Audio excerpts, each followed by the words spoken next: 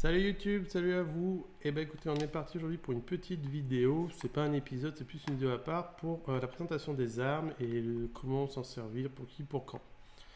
Donc là, on va commencer avec la Great Sword, l'épée à deux mains. Donc moi, c'est l'une de mes armes favorites. Quel est son intérêt? Le premier intérêt de cette arme, c'est comme vous voyez, c'est une arme imposante, une grande arme. Ce qui fait que vous avez une longue portée, notamment pour toucher tout ce qui est voilà, plus grand que vous. De manière générale, les monstres que vous allez affronter, outre certains monstres, sont plus grands que vous, 2 à 3 fois plus grands. Du coup, c'est toujours intéressant d'avoir une arme avec une grande portée. L'avantage de la Buster Sword, c'est qu'elle est lourde et du coup, chacun de vos coups que vous allez porter devrait de manière naturelle toucher votre adversaire. De plus, vu qu'elle est grosse et lourde, les dégâts occasionnés sont assez importants. L'avantage de cette épée, c'est que voilà, vous allez vous rendre compte rapidement que dès que vous allez affronter des monstres un peu véloces, donc des monstres qui bougent de partout, qui sautent et tout, que porter un nombre important de coups est vite réduit. Avec la Buster Sword, vous pourrez du coup tout simplement courir sur votre adversaire, mettre un coup, une roulade, un coup, une roulade et ainsi de suite, pouvoir du coup frapper tout en ayant une fenêtre pour vous protéger. Ce qui vous permettra d'occasionner des dégâts conséquents tout en étant agile. Là où certaines armes plus légères, vous devrez mettre beaucoup plus de coups et du coup vous aurez un ratio coup portée temps plus faible. Donc ça c'est le premier avantage de la Buster Sword. Donc je vous laisserai aller dans les entraînements pour voir le kit complet. De manière générale, vous avez des grands balayements comme ça, un coup d'épaule pour stun, un autre grand coup. Donc c'est des mouvements plutôt lents, mais par contre avec des dégâts occasionnés assez importants. L'attaque la plus importante c'est celle-ci, c'est quand vous chargez votre épée, vous avez une grosse attaque de dégâts. Le problème c'est que généralement le monstre a déjà bougé, donc celle-ci est utilisable uniquement quand votre adversaire est soit vous l'avez renversé, soit en train de dormir ou en train de manger. De manière générale, voilà, ces coups-là sont plutôt pratiques. Vous avez sinon la deuxième particularité de la grande épée, de la Buster Sword, c'est la garde. Donc quand vous êtes en combat, un ennemi vous charge, normalement par réflexe, vous avez toujours la roulade qui est le plus efficace, mais vous pouvez toujours garder. Donc là, vous avez une garde totale, vous bloquez quasiment la totalité des dégâts, outre certains gros monstres qui vous renverseront, vous projetteront, mais vous pouvez bloquer les charges, les coups d'attaque, les coups de queue, voilà. C'est plutôt pratique si vous faites une arme assez véloce en soi, parce que vous avez des grands mouvements, et en plus une possibilité de vous défendre, ce qui n'est pas le cas de toutes les armes. Vous voyez là par exemple je charge, boum, je peux frapper, et on reprend, voilà. Et hop, on me saute dessus, roularde ou garde, ce qui est plutôt pratique. Ce qui est pratique aussi avec cette arme, c'est que vous pouvez de manière générale, à chaque fois que vous mettez un coup, plus ou moins vous replacer. Vous voyez, vous n'êtes pas... là, je peux bloquer, hop, hop, je me replace, et ainsi de suite. Donc vous verrez, je ferai des vidéos où on partira à la chasse avec tout type d'armes. Je pense que je commencerai avec la Buster Sword, mais on en trouvera d'autres.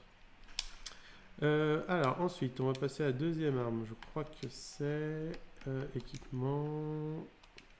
le katana. Donc le katana, là vous êtes sur une arme comme la Buster Sword qui est donc appelée la longue épée, qui a pareil une grande portée, vous pouvez le voir, la lame est très longue. Ouais, tais-toi. Du coup elle est très longue. Vous êtes sur un tranchant, pas un contendant. Vous avez beaucoup d'attaques verticales, donc c'est très pratique pour notamment récupérer les queues des monstres. Vous voyez, généralement elles sont à la hauteur au-dessus de ma tête, du coup là vous pouvez aller la chercher plutôt facilement. Là où avec la Buster Sword c'est un peu plus compliqué vu que les coups sont plus circulaires autour de vous, plutôt pour faucher des jambes ou des choses comme ça. Le katana a des dégâts plus faibles que la Buster Sword, par contre vous avez un moveset très rapide, ce qui est, on ne va pas se mentir, assez agréable, notamment sur des monstres de type félin qui voilà, sautent de partout, peuvent vous charger, ont des coups de queue, des coups de griffe. Vous avez une bonne portée, notamment avec ces attaques voilà, estocades, qui vous permettent de porter un petit coup, notamment sur un flanc entre les côtes, c'est plutôt pratique. Et vous avez toutes les attaques, comme je vous disais, hautes, notamment celle-ci, vous voyez, vous percez, hop, et vous relevez pour chercher des queues, des choses comme ça. Le coup le plus important pour moi, pour le katana, c'est celui-là. C'est l'esquive, c'est-à-dire qu'elle vous permet de vous repositionner, vous arrivez sur un monstre, vous commencez à le frapper, et là vous voyez qu'il va vous charger, qui vous fait hop, roulade, quoi, esquive arrière, ça vous permet de vous repositionner, éventuellement de faire une roulade derrière, ce qui est très très pratique. Le coup particulier, le moveset particulier du katana, c'est ce qu'ils appellent la joie d'attaque spirituelle. Donc en gros, vous pouvez, quand votre katana est sorti, faire un enchaînement d'attaques spirituelles. Cette dernière va charger, vous voyez, l'épée sous mon épée. L'épée du tranchant, je vous parle, hein, la grande épée. Et une fois qu'elle est chargée, vous pouvez du coup mettre un gros coup comme ça. Ça vous consomme de la barre, mais du coup, quand elle est chargée, vous avez un gros combo. Vous pouvez voir que le katana en haut, le dessin de katana, est entouré maintenant d'une forme blanche. Ce qui veut dire que, on va dire, votre katana a été chargé en esprit. Ce qui augmente en fait, si vous voulez, vos dégâts et vous permet du coup de refaire un combo. Je remonte complet, tac, tac, tac, et le coup final, le tranchant. Et là, on est passé en orange. Ce qui veut dire qu'en fait, dès que vous chargez votre attaque, vous voyez que le tranchant de mon épée devient de plus en plus doré. Là, il commence à être jaune. Hop, ma barre est chargée. Je peux relancer mon combo complet. Et si je touche le tranchant, le dernier tranchant, vous voyez, hein, c'est vraiment le coup. Là, je passe en tranchant sanglant, ce qui augmente encore les dégâts de la lame spirituelle. Donc là, on va taper encore plus fort. C'est un effet un peu de snowball, c'est-à-dire que le katana, c'est ce que vous allez chercher, c'est mettre des attaques rapides, vous repositionner, et une fois que vous êtes bien positionné, lancez votre combo. Le but n'étant pas de toucher tous ces tranchants-là, mais bien le dernier pour pouvoir augmenter le tranchant jusqu'au tranchant sanglant, c'est celui-là qu'on a. On ne peut pas aller plus haut. Et du coup, votre arme a atteint son plein potentiel. Du coup, vous pouvez taper aux dégâts les plus importants de l'arme. Donc on récapitule, vous avez une bonne portée, la possibilité de charger la puissance spirituelle de votre arme pour infliger des dégâts supérieurs à ça. Le seul problème du katana, c'est que vous n'avez rien pour vous défendre à part la petite esquive arrière que je vous ai montré. Donc aucune possibilité de bloquer ou d'éléments défensifs. Donc il faudra bien penser à votre positionnement en permanence, sinon vous allez vous retrouver rapidement projeté dans tous les sens. Hop, merde, qu'est-ce que c'est que ça? On va passer ensuite à l'équipement suivant. Alors, qu'est-ce qu'il nous propose? L'épée bouclée. Donc l'épée bouclée, moi je trouve que c'est une des armes les plus intéressantes, vous allez vite comprendre pourquoi. Donc déjà, vous êtes sur une arme qui est très rapide. Donc vous avez des attaques généralement rapides, qui vous permet de bourriner le monstre. Des attaques, vous voyez, qui vous permettent de vous déplacer, c'est plutôt rapide, hein. On est devant, on est derrière, on peut se repositionner. On a des attaques chargées, vous voyez, c'est quelque chose qui est très très véloce. Honnêtement, c'est une super arme, hein. Je pense qu'elle est un peu trop sous-estimée, mais moi je trouve qu'elle est très très puissante. Notamment vu la rapidité sur laquelle vous avez des dégâts plutôt faibles, vous voyez, mais la rapidité où vous mettez des coups, vous allez vite vous retrouver à dégâts égaux comparé à une arme un peu plus lourde. Après, le problème, c'est sur un monstre qui se déplace rapidement, vous n'allez pas avoir la chance de pouvoir mettre votre combo complet, hein. On va pas se mentir. Par contre, c'est vrai que sur une arme rapide comme celle-ci, il est intéressant de prendre par exemple une arme avec des dégâts d'affliction, des paralysies, des poisons, des choses comme ça. Vous allez pouvoir ainsi rapidement empoisonner votre cible ou la paralyser. Le deuxième point important avec l'épée bouclier, c'est le bouclier. Donc vous avez une garde légère. Cette garde, vous ne pouvez pas bloquer une charge ou quoi que ce soit, mais un coup de queue qui passe, un coup de griffe, la garde se met très facilement. Et du coup, instantanément, vous pouvez réduire les dégâts ou vous repositionner, c'est plutôt pratique. Ce qui vous permet aussi, quand vous êtes en mode garde comme ça, c'est de lancer des petits coups un peu bâtards, des petits tranchants, ce qui vous permet éventuellement, entre deux charges, deux attaques, de placer un petit coup de griffe, un petit truc comme ça. Le deuxième point très important avec l'épée bouclier, une fois que vous êtes en mode garde, c'est la seule arme qui permet ça, c'est que vous pouvez utiliser des consommables. C'est-à-dire que là, oui, je suis en train de garder, je suis en protection, et hop, bon là je suis full vie, ça marche pas, mais vous voyez, je peux manger une potion. je peux aiguiser. Toutes les autres armes, vous devez les ranger dans leur fourreau pour pouvoir utiliser un consommable. Pas avec l'épée et bouclier. Ce qui peut vous permettre dans un premier temps, si vous commencez le jeu, d'avoir une arme, un équipement plutôt polyvalent, avec des attaques rapides, ce genre de choses-là. Pouvoir aussi vous repositionner, une qui est très défensive, qui a des éléments défensifs, et en plus pouvoir consommer des objets, ce qui est, on va pas se mentir, assez pratique. Aussi assez pratique pour l'utilisation de pièges, notamment si jamais vous devez capturer un monstre, vous pouvez très bien mettre votre piège avec l'équipement. On n'a pas un moveset normalement qui permettait de mettre un coup de genou. Comment on fait? Putain, je réfléchis, il me semblait qu'on pouvait mettre un coup de genou. Bon, sur les anciens, on pouvait mettre un coup de genou, mais là, on peut pas en dire. Allez, on va passer ensuite à l'arme. Wow. C'est naze ça. Comment on vient de ça? Ouais. On va passer à l'arme suivante. Alors, qu'est-ce qu'on a de beau? Du coup, la double épée. Donc là, on est sur une arme, donc je pense c'est l'arme la plus véloce, c'est celle qui attaque le plus vite. Vous avez du coup 2 épées. Donc des dégâts minorés comparés aux armes un peu plus lourdes. Par contre, vous le compensez par la vitesse d'attaque. Vous attaquez très très vite. Voilà, donc là, le mode démon. Donc en gros, vous frappez. Une fois que vous êtes frappé, vous pouvez activer du coup la capacité de l'arme, c'est le mode démon. Vous augmentez ainsi vos dégâts et vous avez la possibilité de lancer des enchaînements encore supérieurs. Le défaut de cette arme, c'est comme je vous le disais sur les autres armes, c'est même si vous attaquez très très vite, si votre adversaire se déplace, vous ne le toucherez pas, ou très peu, ce sera des petits coups. Donc si vous débutez, il vaut mieux peut-être privilégier une arme plus lourde, comme je vous disais, qui mettra des dégâts plus importants si vous toucherez moins souvent à votre adversaire. Et le deuxième défaut de la double épée, c'est sa portée. Vous êtes sur une portée très courte, si jamais votre but c'est de toucher la tête ou la queue d'un monstre, pour X raisons, vous allez devoir vous contenter des pattes, et les pattes sont souvent les zones les plus agressives du monstre. Qu'est-ce qu'il y a de particulier avec cette arme? À part le fait de pouvoir utiliser le mode démon et de frapper vite, il n'y a pas grand chose à dire. Vous n'avez pas de combo défensif, c'est un peu le point un peu négatif, on va dire, comme point négatif, oui.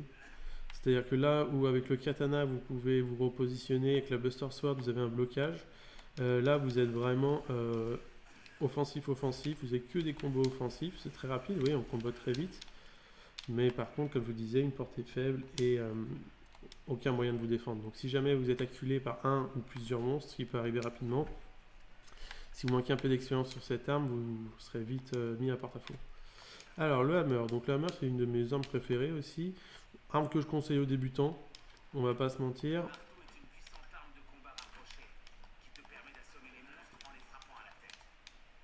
Donc le marteau c'est une arme de type on va dire as qui peut briser les carapaces, c'est très pratique notamment pour des monstres très défensifs. Vous pouvez fracasser les carapaces très facilement. On peut penser qu'il a une portée faible, mais avec les attaques chargées comme celle-ci là où vous voyez, on a un coup de base de baseball qui a une bonne portée, moins que la Buster Sword, moins que le katana, mais c'est plutôt pratique. Le moveset est plutôt facile, plutôt lent, mais par contre les dégâts occasionnés sont vraiment importants, et du coup pour les débutants, vaut mieux vous mettiez un coup à 400 sur un monstre que un coup à 13, à 3, à 13 je veux dire, sur un monstre parce qu'il se déplace, donc c'est plutôt pratique. Vous avez du coup des attaques verticales, horizontales, voilà, tout ce que vous voulez. Ce qui est plutôt pratique, c'est que vous pouvez charger normalement, voilà, c'est ça. Donc ça, c'est le coup signature. Donc vous chargez, et ensuite vous libérez votre charge et vous vous retrouvez avec une tornade de coups. Assez difficile à placer sur un monstre en mouvement, mais un monstre au sol, vous pouvez bien le bugner. Et surtout, normalement, vous pouvez la finir avec un... Voilà, c'est ça. Vous pouvez couper votre tornade avec un coup vertical pour pouvoir finir le monstre. Si vous chargez juste une seconde, vous avez un coup comme ça, qui est aussi pratique. De manière générale, le marteau est vraiment est une bonne arme contre tout type de monstre, sauf pour trancher. Si jamais vous devez récupérer des queues ou quoi que ce soit, là vous allez être, ça va être plus compliqué parce que c'est vraiment contendant, quoi. Arme suivante. Qu'est-ce qu'on a de beau? Ah oui, alors la corne. Donc ça c'est un instrument, ça ressemble un peu au marteau dans les coups. C'est-à-dire que vous avez des attaques verticales, des attaques un peu de large. Et en fait, selon le moveset que vous faites, vous pouvez utiliser du coup l'arme pour donner des buffs à votre équipe. Vous voyez, là je viens de faire un buff de déplacement, donc on court plus vite. Il faut connaître les mélodies, ça demande un petit peu de timing, mais une fois que c'est fait, vous pouvez vous retrouver avec des choses vraiment intéressantes. Et on va pas se mentir, les buffs octroyés à votre équipe ou à vous-même sont très très importants. C'est une super arme, mais bon, personnellement, je trouve que en équipe c'est très très bien, mais seul je trouve ça un peu limité. Par contre, voilà, vous pouvez vous amuser très facilement avec, selon les armes que vous allez trouver, avec des bonus d'équipe, on va dire bonus d'armes, soit de dégâts, soit de rapidité, c'est vraiment vraiment impressionnant. Alors, vas-y, range là, là. Hop. Ouais, je vais passer à l'arme suivante.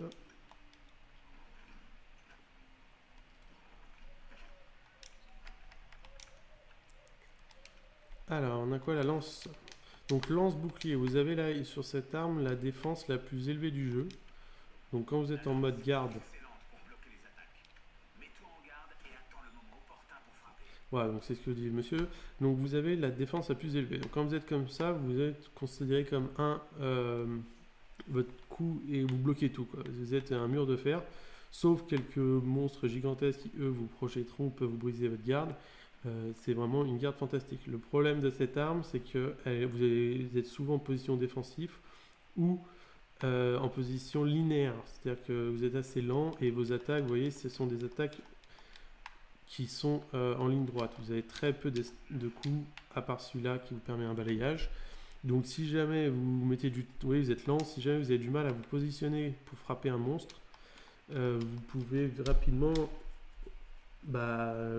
perdre votre temps, quoi. Vous frapperez peu la cible ou avec des dégâts modérés. Donc c'est vraiment une arme que je conseille aux personnes qui ont un peu d'expérience. C'est pas le plus simple à maîtriser. Par contre, une fois que c'est maîtrisé, vous pouvez vraiment, entre les attaques basses, les attaques hautes, c'est-à-dire que vous avez quand même la chance de pouvoir frapper en haut, frapper les têtes, frapper les mâchoires. Vous pouvez, une fois que vous avez fait votre combo, hop, vous gardez. Donc votre risque que vous prenez, vu que vous êtes lent, donc vous devez vous rapprocher des gens au corps à corps, est limité par votre garde. Mais il faut savoir utiliser la garde, c'est pas le plus facile. Vous avez aussi une charge, je crois. Alors attendez. Ouais, c'est ça. Donc cette arme vous octroie une charge. Comment on le fait?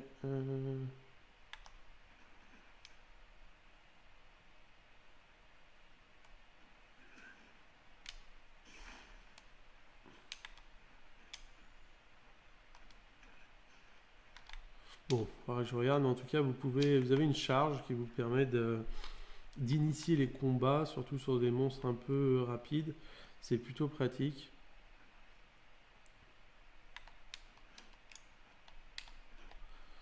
Bon, on verra ça dans quand on jouera avec. Vous pouvez faire des charges. Donc la charge est difficile à placer, mais par contre, une fois que vous la placez, notamment sur un monstre renversé, vous pouvez faire d'énormes dégâts sur un mouvement plutôt simple. Alors ensuite, vous avez la lance-canon. Donc là, vous êtes à peu près sur le même principe. Vous avez une garde. Le lance-canon est une arme polyvalente pour le combat rapproché et à distance. Utilise le feu de Wyvern pour calciner ta proie. Voilà, donc vous avez une garde qui est moins importante que la lance, mais une très très bonne garde. Donc notamment dans des situations un peu où vous êtes persécuté, c'est plutôt pratique. Vous avez pareil à peu près une portée plutôt réduite avec des stocks, mais toujours cette possibilité de frapper en haut et en bas.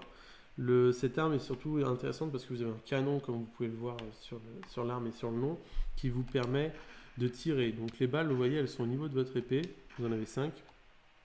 Une fois que vous les avez utilisées toutes, il vous faut recharger. Donc attention à pas tirer, vous voyez là par exemple j'essaie de tirer et que j'ai pas de munitions. vous retrouvez dans une situation où là, le monstre peut vous sauter dessus. Donc pensez à bien, de manière générale, recharger votre arme, sinon vous allez vous sentir con. Donc vous voyez, rechargement rapide. Hop, et voilà. Donc l'intérêt avec les balles, c'est que de manière générale, c'est des dégâts un peu comme la massue, des dégâts qui font des explosions. Donc vous pouvez briser des armures, des choses comme ça, c'est plutôt pratique. Surtout sur des armes comme celle-ci lente, vous aimez bien frapper sur une armure faible plutôt que sur quelque chose de chargé. La puissance aussi de cette arme, c'est comment ça s'appelle? C'est ce que je faisais tout à l'heure où on tire le javelot là. Comment on fait? On recharge, voilà, tac.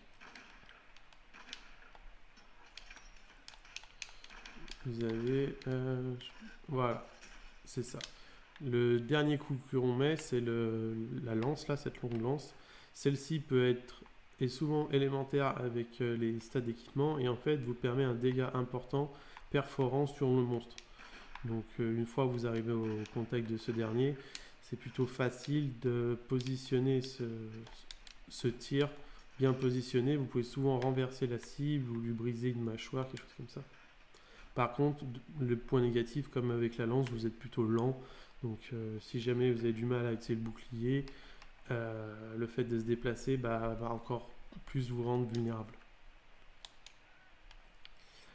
Ensuite, on a la Volto Axe, la Switch Axe. Donc là, comme je vous disais dans la première vidéo, si vous ne l'avez pas vu, allez regarder dans l'historique. Donc vous êtes sur une arme, c'est une arme moderne, on va dire.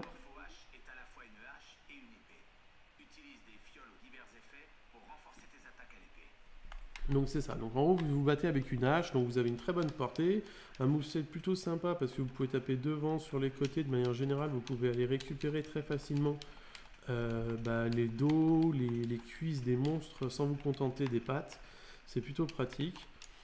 Seul petit défaut, vous n'avez aucun moyen de vous défendre, vous n'avez pas de garde, vous n'avez rien. Par contre vous avez la possibilité de transformer votre hache en épée, donc là vous êtes moins lourd, vous êtes plus rapide, et vous avez une portée supérieure. En plus, vous pouvez voir que la lame se charge et devient rouge. Pourquoi? Parce qu'en fait, on fait monter en pression le liquide qui est dedans. Donc, selon les types d'armes que vous allez avoir des liquides à l'intérieur différents qui vous permettent en fait d'avoir des dégâts plus conséquents. Et du coup, quand vous regardez la miniature en haut à gauche, quand je frappe, je consomme mon liquide. Une fois le liquide consommé, il faut attendre que ce dernier remonte dans la hache. Le but étant en fait de frapper en mode hache pour occasionner des dégâts, on va dire plutôt légers, même si vous avez quand même une bonne portée, des bons dégâts. Et une fois que la cible est vulnérable parce que vous l'avez renversée ou parce qu'elle est capturée dans un piège ou en train de dormir, vous basculez en épée et là vous pouvez vraiment frapper de manière très très véloce jusqu'à pouvoir libérer le plein potentiel de l'épée qui est moi je l'appelle le mode tronçonneuse, c'est celui-là où vous faites une attaque en fait interne comme ça et vous libérez la puissance de votre arme. Une arme vraiment sympa à jouer, très très fun, beaucoup de dégâts. Si vous voulez vraiment bourriner les monstres, c'est très pratique. Vous n'êtes pas trop lourd, donc vous pouvez faire des roulades plutôt facilement, ranger, sortir l'arme. Le seul point négatif, comme je vous disais, c'est cette possibilité de... Vous n'avez pas de quoi vous défendre, quoi. Alors, on va passer ensuite à la dernière arme impliquée dans le jeu, je crois, ou l'avant-dernière. C'est la Volto H. La Volto H est à la fois une épée bouclier et une hache. Utilise les fioles pour infliger des attaques élémentaires avec la hache. Donc là, vous avez une épée bouclier, ce qui est plutôt pratique. Vous pouvez vous garder, vous voyez. Vous avez plus de portée que l'épée bouclier de base. Par contre, vous êtes un peu plus lent sur les combos. Mais malgré tout, vous êtes quand même très véloce. On arrive à enchaîner beaucoup de coups rapidement. Et l'intérêt, du coup, c'est ce que je viens de faire, c'est de pouvoir rentrer votre épée dans votre bouclier pour en avoir une arme encore plus offensive. Vous avez une portée plus longue et en plus, vous êtes sur une arme lourde, tranchante. Ce qui est plutôt pratique. Vous avez des dérapements, des petits coups comme ça. Franchement, c'est très très sympathique à jouer. Je trouve que c'est l'une des armes les plus complètes du jeu. Elle peut vraiment si vous partez sur cet équipement-là, vous pouvez facilement arriver jusqu'à la fin du jeu sans apprendre d'autres armes. L'intérêt, comme disait la voix, c'est de pouvoir en fait charger les petites fioles que vous avez en haut à gauche. Et une fois qu'elles sont chargées, libérez le potentiel de votre arme pour la passer en hache, quoi. Vous voyez là on charge une fiole. Et ensuite, on peut passer en hache et du coup, toute la toxicité, on va dire, de votre fiole se retrouve dans votre arme. Donc vous avez des gros dégâts. C'est vraiment c'est vraiment un set d'armes complet, hein. C'est-à-dire que là, vous avez de quoi vous défendre avec le bouclier, vous avez une bonne portée avec l'épée, vous attaquez plutôt vite, des dégâts plutôt conséquents. Et une fois que vous êtes chargé, il y a juste cette subtilité, c'est-à-dire bien penser à charger votre liquide dans votre épée et ensuite libérer le plein potentiel, quoi.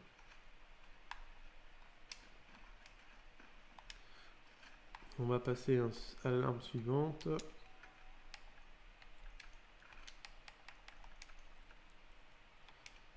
Donc là, on arrive sur la lance. Donc la lance, je crois que c'est la même génération que la Voltoaxe. Donc c'est une arme très moderne. L'insectoglaive est une arme de combat rapproché qui te permet de contrôler les insectes. Donc cette arme en fait est composée de deux parties. Vous avez la lance et l'insecte sur mon avant-bras. Vous avez de manière générale une bonne portée, vous voyez. L'arme est plutôt véloce, hein, beaucoup de coups rapides. C'est vraiment une arme très offensive. Le seul défaut de cette arme, bah, c'est comme les armes offensives, vous n'avez aucun moyen de vous protéger. Par contre, vous avez la possibilité d'utiliser les insectes. Du coup, les insectes, je ne sais pas exactement comment ça marche. Voilà. Vous pouvez en fait envoyer votre insecte sur la cible. Ce dernier en fait va attaquer ou occasionner des dégâts, des cécités, des poisons. Et ainsi, selon la spécialisation, octroyer des dégâts conséquents. C'est vraiment une bonne arme. Vous avez la possibilité aussi de sauter. Hop. Du coup, ce saut-là est vraiment, en plus d'avoir de la classe, hein, vous permet d'atteindre des cibles en hauteur, donc notamment des plateformes. Si vous voulez monter sur une plateforme, c'est plutôt pratique, vous voyez. Vous pouvez aussi sauter par-dessus les monstres pour éviter les attaques et ainsi monter sur leur dos et les lacérer. C'est l'une des armes qui est le plus performant pour ça. Au lieu de vous faire chier à monter, vous voyez, vous avez votre monstre qui est en bas, vous êtes obligé de monter sur un caillou, sauter pour essayer de grimper sur lui. Avec l'insectoglaive, vous montez directement dessus. Donc une arme vraiment aussi très polyvalente sur les armes modernes, hein. Vous avez la portée, vous avez les dégâts, c'est très rapide, vous avez l'insecte pour vous aider et ce petit saut. C'est pas une défense absolue en soi, vous voyez, mais bon, ça peut vous permettre d'éviter une charge, une griffe, quelque chose comme ça. Vraiment une arme qui demande un peu de maîtrise, mais qui a vraiment un fort potentiel, quoi. Hop. Alors ensuite, de mémoire, je crois qu'on passe aux armes. C'est ça, arme à distance. Donc le fusil. Le fusil arbalète léger est une arme légère et facile à manier. Elle est idéale pour les attaques rapides. Donc voilà, donc celui-là c'est le léger. Donc en gros le principe c'est que vous avez un fusil, hein, tout simplement. Vous voyez, on a une roue d'armes. Donc là en fait vous pouvez choisir vos balles. Ce qui est intéressant avec les fusils, c'est que vraiment vous pouvez faire tout type de balles et vous adapter aux situations. Monstre lourd, vous pouvez avoir des balles explosives, des balles tranchantes pour couper des queues, toxiques si vraiment il y a besoin d'empoisonner, tranquillisant pour endormir les monstres. C'est vraiment très sympa à jouer. Le seul défaut, c'est qu'il faut vous confectionner vous-même vos balles. Donc ça, on va pas se mentir, c'est la partie un peu chiante. Par contre, vous êtes vraiment... vous voyez là, vous avez une super portée, hein. Vous êtes, si jamais vous craignez les combats au corps à corps, là c'est vous avez la portée, la vélocité, les dégâts. Vous pouvez même cibler des parties du monstre avec le mode visée, vous voyez, c'est très sympa. Le seul point négatif de cette arme, on va dire, c'est à vraiment penser à recharger, quoi. Sinon vous pouvez pas faire de dégâts et le problème c'est que quand vous rechargez, vous êtes vulnérable. Donc si jamais vous prenez une charge ou quelque chose comme ça, c'est la mort assurée, quoi.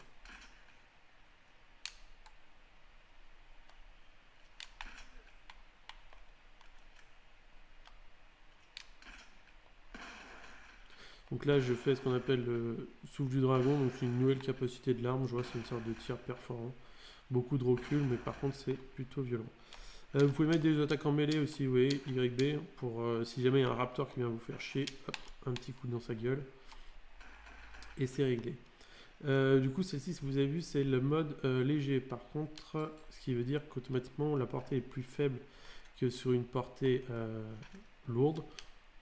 Et les dégâts occasionnés sont plus légers. Par contre, automatiquement, vous avez la possibilité de vous repositionner très rapidement. Et du coup, d'être moins dans des situations où le temps que vous rechargiez votre arme, vous repositionnez tout ça, vous puissiez prendre tempête, quoi. On va passer sur l'autre, l'arbalète. L'autre arbalète, donc celle-ci c'est la lourde. Le fusil arbalète lourd est une redoutable arme de combat à distance qui permet d'utiliser de puissantes munitions. Donc en gros c'est le même principe que l'autre, sauf que vous êtes plus lent. La portée est plus longue, les dégâts sont plus importants. Même système, vous êtes obligé de gérer les balles, donc ça c'est particulier, il faut les crafter, quand vous en avez plus, vous limitez vraiment vos dégâts. Là où par exemple une arme au corps à corps, vous avez 100% de votre potentiel de votre arme en permanence, il faut juste l'aiguiser.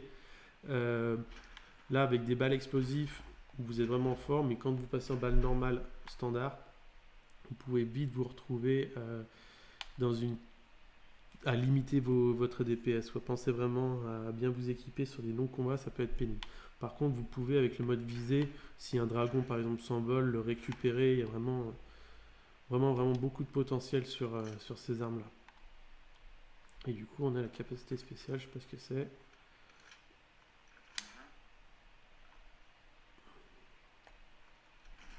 D'accord, donc là c'est le mode Gatling. Bon, il n'y avait pas ça anciennement, mais je vois que c'est plutôt sympa.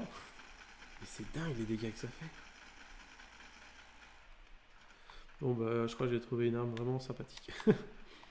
On ira tester tout ça après. Ensuite, qu'est-ce qu'on a de beau? Je crois qu'il ne nous reste plus que l'arc de mémoire. Ouais, c'est ça. Donc l'arc, bah, franchement c'est une arme qui a beaucoup d'élégance, on va pas se mentir. Bah, vous avez... L'arc peuvent être chargés. Attention à la distance quand tu décoches des flèches. Donc vous avez toujours la possibilité de viser. On tire, oui, très simple. On voit qu'on tire une flèche, ensuite deux, et ensuite trois. Vous avez la possibilité de charger pour faire des dégâts un peu plus perforants ou plus loin. Qu'est-ce qu'il y en a de beau dessus aussi?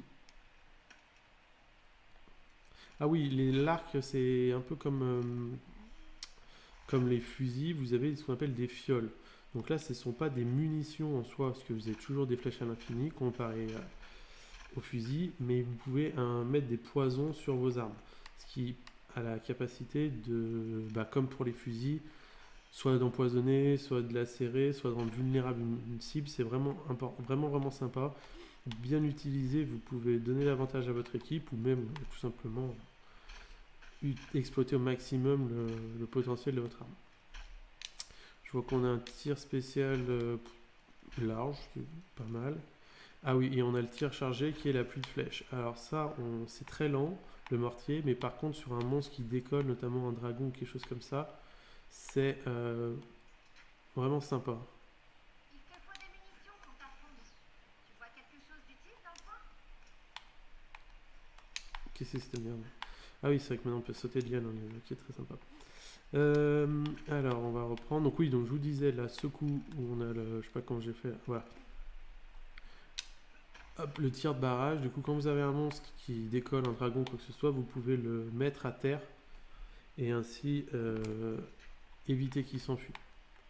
Vraiment, l'arc c'est polyvalent. Vous êtes plutôt rapide pour vous repositionner. Par contre, vous n'avez rien pour vous défendre. Hein, c'est normal comme toutes les armes distance. Mais les dégâts sont plutôt présents et votre portée est bonne. Vous pouvez toucher toutes les parties d'un monstre. Attention, par contre, c'est vrai que sur tous les monstres de type félin, vous allez vraiment galérer parce que vous tirez que comme ça. Et du coup, automatiquement, si le monstre se déplace tout le temps, à part avec ce tir un peu large, vous êtes très limité sur le DPS. Donc en équipe, pourquoi pas utiliser l'arme souvent. Par contre, seul, il va vraiment falloir que vous maîtrisiez bien l'arme, sinon vous allez passer votre temps à rater vos flèches. C'était le dernier équipement. Oui, tout à fait. Tout à fait. Tac, tac, tac, tac, tac. Alors, anciennement, dans les Monster Hunter, vous aviez deux types d'armures. Vous avez les armures pour les armes au corps à corps et les armures qu'on appelait artificiers, je crois que c'était, qui étaient que pour les personnes qui utilisaient les arcs et les canons. Je ne sais pas si c'est toujours le cas dans celui-là. Si c'est le cas, il faudra bien que vous fassiez attention à prendre les armes si vous jouez tireur, de tir, les armures de tir, je veux dire, si vous jouez tireur, sinon vous ne pourrez pas utiliser vos armes. Je ne sais pas si c'est toujours le cas, mais il faudra faire attention. Voilà, donc là je vous ai fait une petite présentation rapide de toutes les armes, de leur utilisation, du potentiel d'utilisation. Je ne sais pas si j'ai été le plus clair possible, mais en tout cas c'était mon souhait. Vous pouvez utiliser dans le camp d'entraînement les armes, les tester, comprendre leur fonctionnement. Plus vous les utiliserez, plus vous comprendrez le potentiel des armes. Restez simple dans un premier temps, ça ne sert à rien d'essayer de placer tous les combos. Le plus simple, c'est de comprendre le poids de l'arme et votre positionnement. Et une fois que ceci sera fait, vous serez à votre plein potentiel. Je vais vous souhaiter, moi, une bonne journée. On va couper cette vidéo ici. Ce n'était pas un épisode, c'était plus une vidéo de présentation des équipements. Une vidéo à part, j'en ferai de temps en temps si vous avez des questions ou autres. Voilà, je vous souhaite du coup une bonne journée. A plus YouTube.